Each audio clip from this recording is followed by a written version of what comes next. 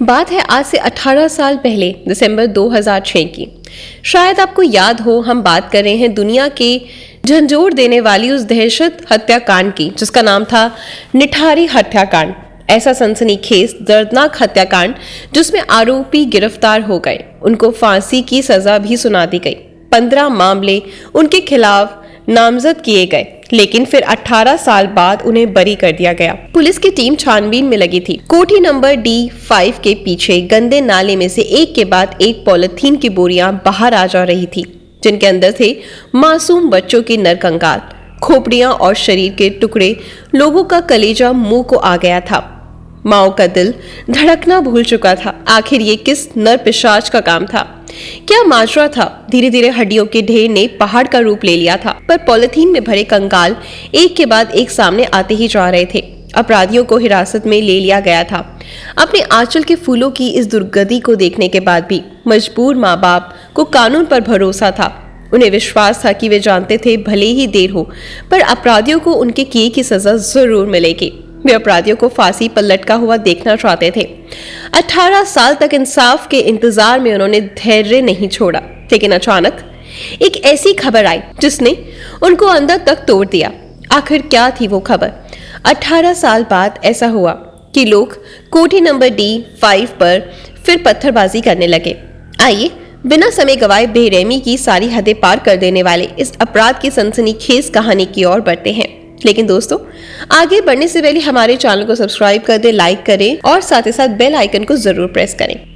कहानी है 2005 की और कहानी के दो मुख्य किरदार हैं, एक मुनिंदर सिंह पांडेर और दूसरा उनका खानसमा सुरेंद्र कोहली। मुनिंदर सिंह पांडे ने 2005 में नोएडा सेक्टर 31 में निठारी गांव के पास D5 नंबर की कोठी खरीदी थी। उनका अपना परिवार काफी सम्राट और प्रतिष्ठित था।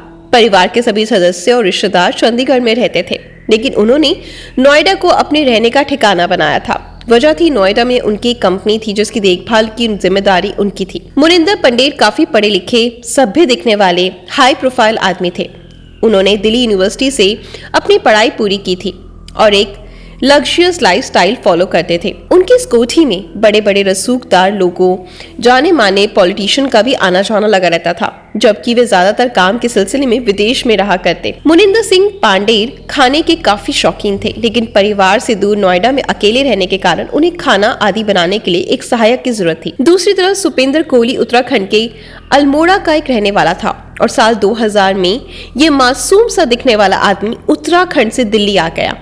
यहाँ एक ब्रिगेडियर के घर पर खाना बनाया करता था, जहां से उसका संपर्क मुनिंदर सिंह पांडेर से हुआ और ब्रिगेडियर द्वारा उसकी तारीफ करने के कारण मुनिंदर सिंह पांडे ने सुरेंद्र कोहली को अपने पास बुला लिया। मुनिंदर सिंह पांडे ने सुरेंद्र को रहने के लिए कोठी की छत पर एक बना हुआ कमरा भी दिया, लेकिन क्योंकि मुनिंदर सिंह पांडे को फैक्ट्री के काम से ज्यादातर शहर से बाहर ही रहना पड़ता था, इसलिए सुरेंद्र कोहली ही मालिक की तरह इस आलीशान कोठी में ऐश करता था। मुनिंदर सिंह एक अय्याश तबीयत के आदमी थे, जिसके कारण उनकी कोठी में आए दिन कॉल गर्ल का आना जाना लगा रहता था। कई बार कॉल गर्ल्स का इंतजाम करने में सुरेंद्र कोहली भी मालिक की सहायता करता था। सब कुछ ठीक चल रहा था, अचानक बच्चों के गायब होने की घटनाएं सामने आने लगी। लोगों ने अनुभव किया था कि कोठी के पास स्थित पानी की टंकी के पास से ही अक्सर बच्चे गायब हो जाते हैं। कमाल की बात यह थी कि कभी भी कोई हाई प्रोफाइल बच्चे की गुमशुदगी नहीं हुई। गुमशुदा सारे बच्चे गरीब परिवारों के थे। उस जगह के विकास का कार्यक्रम जारी था, लेकिन अभी यहाँ रहने वालों की देखरेख के लिए रेजिडेंट्स एसोसिएशन आदि का निर्माण नहीं हुआ था, जिसके कारण इस मामले को वहां के लोग अपने नजरिए से देख रहे थे। गांव के लोगों का मानना था कि किसी भूत प्रेत का काम है। किसी को भी कोठी पर कोई शक नहीं था। माँ बाप बच्चे गायब होने की सूचना पुलिस को देते, पर पुलिस कोई खास कदम नहीं उठाती, क्योंकि पुलिस का ही माँ बाप अपने बच्चों की उम्र गलत लिखवा देते। गायब होने वाले बच्चों में ज्यादातर लड़कियां ही थी, इसलिए पुलिस को लगता कि वह किसी के साथ घर छोड़कर भाग गई या फिर खुद ही वापस आ जाएंगे, क्योंकि किशोर अवस्था में गरीब तबके के लोगों में होने वाला ये आम बात थी। लेकिन लोगों का ध्यान कोठी D5 पर तब गया जब 29 दिसंबर 2006 में एक महिला जो घरों में चौका बर्तन का काम करती थी, काम की जरूरत होने के कारण काम की बात करने गई इसी मुनिवर सिंह कोठी पर। पहले भी वो साफ सफाई किया करती थी, लेकिन प्रेगनेंसी के कारण उसे नौकरी छोड़नी पड़ी। बच्चा होने के बाद वो फिर से उस कोठी का काम करना चाहती थी, इसलिए इस लालच में कि काम जरूर मिल जाएगा वे कोठी में गई। लेकिन उस दिन के बाद से महिला कभी दिखाई नहीं दी, उसका कोई अता पता नहीं चला। उसकी जान पहचान और परिवार वालों ने उसे बहुत ढूंढा पर वो कहीं नहीं मिली। तो परिवार वालों ने पुलिस से शिकायत करी, लेकिन पुलिस ने रिपोर्ट दर्ज नहीं की। उसके घर वालों ने भी देखा कि कभी वो कोठी से बाहर नहीं आई। लेकिन इस मामले में नया मोड़ तब लिया जब साथ में 2006 में पायल नाम की लड़की लापता हो गई। ये खबर ऐसी थी जिसने जैसे एक नया पिटारा खोल दिया हो, वो भी ऐसा जो सबकी कल्पना से परे था कि जो पायल थी वो रिक्शा में मनिंदर पटेल की इस कोठी में आई थी। उसने रिक्शे वाले को कोठी के बाहर रुकने को कहकर वापस आकर पैसे देने की बात कही। काफी देर बाद वे वापस नहीं लौटी तो रिक्शे वाले ने पैसे के लिए कोठी का गेट खटखटाया। इस पर सुरेंद्र कोहली ने बताया कि पायल तो काफी देर पहले जा चुकी है, जबकि रिक्शा वाला कोठी के सामने ही था। उसने पायल को निकलते हुए नहीं देखा। उसे शक हुआ। उसने ये बात तुरंत पायल के घर वालों तक पहुंचा दी। पायल के पिता नंदलाल ने आनन फानन में एक FIR लिखवाई और साफ कहा कि उनकी बेटी कोठी से गायब हुई है। पायल के पिता पर दबाव बनाने लगे। पुलिस ने गौर किया कि इस घटना के पहले ही निठारी से लगभग 1 दर्जन से ज्यादा बच्चों के गायब होने की रिपोर्ट दर्ज हुई है।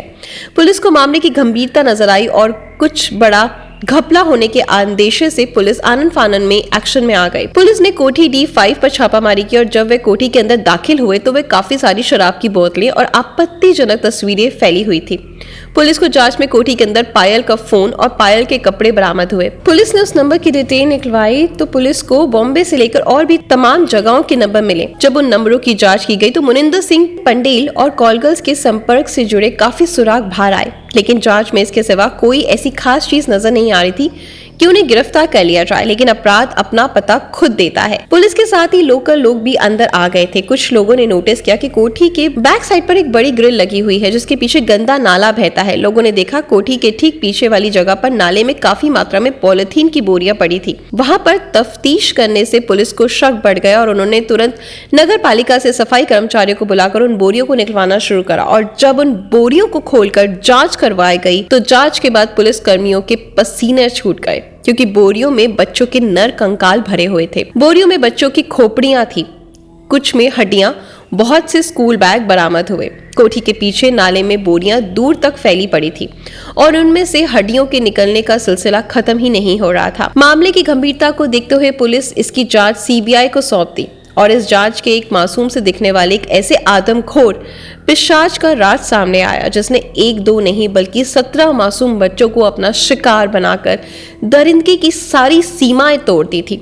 जांच में सैंपलिंग की गई जिसका मिलन उन पीड़ित परिवारों के लोगों से करवाया गया जिन्होंने बच्चे गायब होने की कंप्लेंट करी थी और सारे केस सामने आ गए। 8 फरवरी 2007 को CBI की स्पेशल कोर्ट ने मनिंदर सिंह पंडेल और सुरेंद्र कोहली को 14 दिनों के लिए CBI की कस्टडी में भेज दिया और 28 फरवरी और 1 मार्च 2007 को अपराधी सुरेंद्र कोहली ने दिल्ली में अपना एक बाले बयान दर्ज करवाया जिसमें उसने कबूल किया कि वह गांव के भोले भाले मासूम बच्चों को बुलाकर पहले उन्हें गला घोट के मारता, फिर उन्हें निर्जीव शरीर के साथ दुष्कर्म करता, उसके बाद लाश के टुकड़े कर देता। इतना ही नहीं, कई बार उन मासूमों के लाश के चुनिंदा टुकड़े पका कर खाया भी करता और बाकी कोठी के पीछे नाले में फेंक दिया करता। उसने इस कबूल किया कि उसकी इस दरिंदगी की जानकारी उसके मालिक मनिंदर सिंह पंडेल को नहीं थी। उसने कबूल किया कि उसके मालिक कॉल गर्ल्स के साथ कमरे में रात गुजारते और वह उन्हें छुपकर देखता था और अपनी शारीरिक भूख मिटाने के लिए कॉल गर्ल के पास जाता तो शारीरिक शक्ति में कमी होने के कारण कॉल गर्ल उसका मजाक उड़ाती, जिसके बाद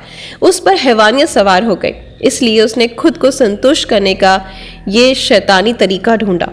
निठारी कांड में CBI ने अपराधियों के खिलाफ 16 मामले दर्ज किए थे, जिसमें गाजियाबाद CBI कोर्ट ने सुरेंद्र कोहली को 14 मामलों में दोषी मानते हुए फांसी की सजा सुना दी, जबकि मनिंदर सिंह पांडेर के खिलाफ 6 मामले दर्ज किए।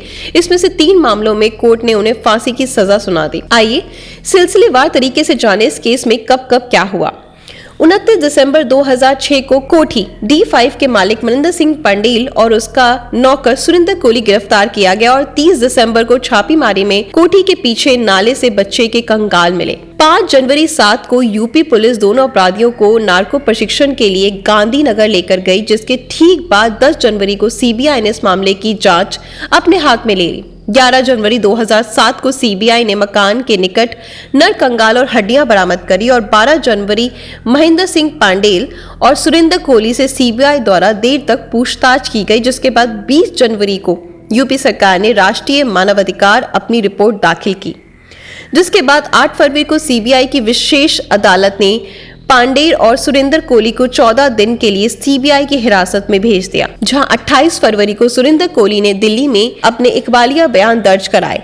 इन बयानों में वीडियोग्राफी भी की गई, जिसके बाद 22 मई 2007 को सीबीआई ने गाजियाबाद की अदालत में इस खौफनाक मामले का पहला पत्र दाखिल किया, जिसमें महेंद्र सिंह पांडेय पर हल्के आरोप लगाए गए, सुरेंद्र कोहली पर अपहरण और हत्या के आरोप लगाए गए। जिसके बाद 13 दिसंबर को गाजियाबाद की विशेष सीबीआई ने महेंद्र सिंह पांडेय के खिलाफ 2 किशोरियों से तथा उनकी हत्या के मामले में आरोप तय किए। 12 फरवरी 2009 में विशेष सीबीआई न्यायाधीश ने पांडेय और कोहली को एवं हत्या का दोषी ठहराया। वहीं 13 फरवरी 2009 को निठारी में 19 हत्याओं में से एक 14 वर्षीय रिम्पा हालदार के साथ और उसकी हत्या के लिए विशेष अदालत ने पांडेय तथा कोहली को मौत की सजा सुनाई। 4 मई 2009 कोहली को आरती प्रसाद की हत्या का दोषी पाया गया और उसे 12 मई को दूसरी बार मौत की सजा सुनाई गई।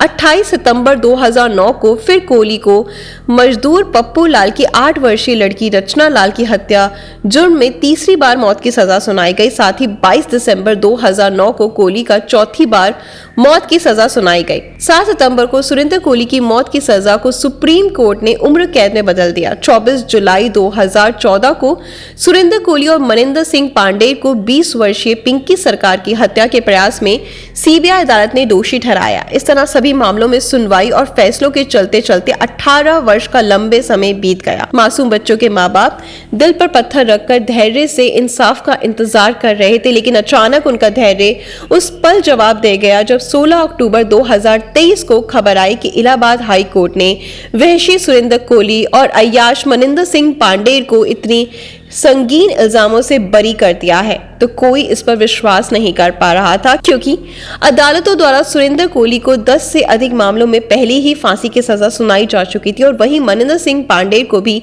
3 मामलों में फांसी की सजा मिली थी। फिर भला बरी कैसे हो सकते हैं? इलाहाबाद हाई कोर्ट के इस फैसले पर नोएडा के इस हत्याकांड के पीड़ित मासूम बच्चों के अभिभावक ने इस फैसले के प्रति अपनी असंतुष्टि दिखाते हुए अदालत से स्पष्ट प्रश्न किया कि इन दोनों अपराधियों ने उनके बच्चों को नहीं मारा तो उनके कातिल कौन है?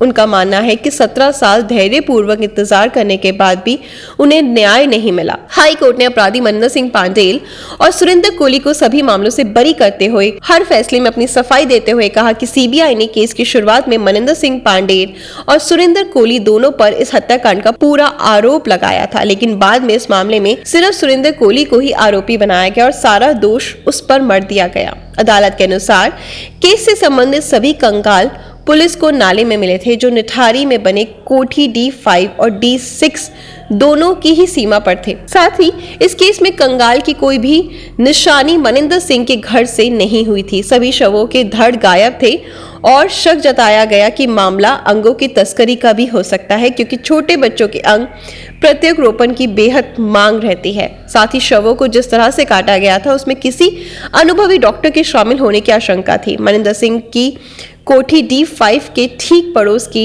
6 में रहने वाले डॉक्टर अमित, जिन्हें मानव तस्करी के अवैध कारोबार के रूप में पकड़ा भी जा चुका था, उनका बयान पुलिस द्वारा कभी लिया ही नहीं गया। साथ ही शवों का पोस्टमार्टम करने वाले डॉक्टर अमित ने भी ये शक जताया कि शव को सड़ने में 3 महीने का समय लगता है और पूरी तरह सड़ने में लगभग 3 साल का समय लग जाता है। अगर कुछ बच्चे 1 साल पहले गायब हुए तो उनके शवों की हड्डियां क्यों मिल रही हैं? याद रहे, इस केस में सुरेंद्र कोहली और महेंद्र सिंह पांडेय ने और कत्ल मामलों की बात खुद कबूल की थी। जांच में भी सामने आया कि 19 बच्चों और महिलाओं के साथ हत्या की गई थी और बाद में शव के टुकड़े किए गए थे। पुलिस जांच में कोहली ने नरभक्षण की बात कबूल की थी। दरअसल हमारा कानून सबूत मांगता है और इस केस में 3 चीजें थी, जिसका फायदा कोहली के वकीलों को मिल गया। आइए जानते हैं 3 चीजें क्या थी।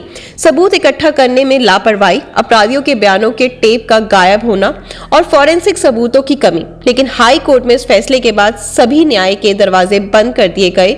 सुप्रीम कोर्ट का दरवाजा अभी भी पीड़ितों के लिए खुला हुआ है। सुरेंद्र कोहली और महेंद्र सिंह पांडे, पर अब हाई कोर्ट के फैसले को सीबीआई ने इस फैसले को सुप्रीम कोर्ट में चुनौती देने की बात कही है। सीबीआई के वकील कुमार यादव का कहना है कि इन सब सबूतों के आधार पर अदालत ने कोहली को मिली फांसी की सजा पर मोहर लगाई थी। ऐसे में हाई कोर्ट का ये फैसला हैरान कर देने वाला है। इन सब के बीच सबके दिमाग में यही सवाल उठ रहा है कि अगर वे दोनों कातिल नहीं थे तो उन मासूमों की हत्या किसने करी? बेरहमी से उनके साथ दुष्कर्म फिर टुकड़े किसने किए? आखिर इस घिनौने कृत्य का जिम्मेदार कौन है? फैसला आप करें और कमेंट करके जरूर बताएं कि आपकी नजर में क्या सही है।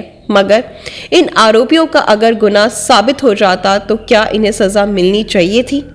कमेंट बॉक्स में जरूर बताएं। दिन बर दिन ऐसी खबरें हमारे समाज में बढ़ती जा रही हैं, तो अपने बच्चों का ध्यान रखें, उनको फर्क करना समझाएं। आशा करती हूँ मेरी कहानियों से आपको बहुत ज़्यादा प्रेरणा मिलती होगी कि किस तरह हम कितने बड़े खतरे से अपने परिवार को और खुद को बचा सकते हैं। धन्यवाद।